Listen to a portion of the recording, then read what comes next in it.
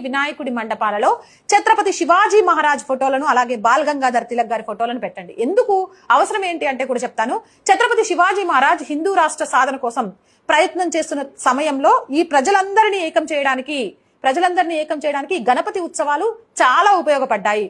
అలాగే స్వతంత్ర స్ఫూర్తిని రగల్చడంలో, భారతీయులందరినీ ఏకం చేయడంలో గణపతి ఉత్సవాలు కూడా చాలా ప్రాధాన్యతను సంతరించుకున్నాయి. ఇది నేను మీకు చెప్పాల్సిన అవసరం లేదు.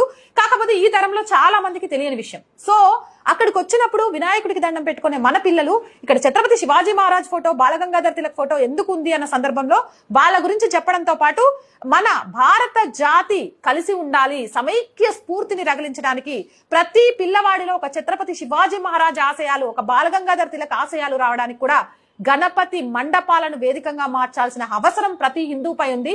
కాబట్టి మీ అందరూ మీ గణపతి నవరాత్రి ఉత్సవాలలో ఏర్పాటు చేసిన గణపయ్య దగ్గర ఛత్రపతి శివాజీ మహారాజ్, బాలగంగాధర్ తిలక్ గారి ఫోటోలను పెడతారని కోరుకుంటున్నాను. అలాగే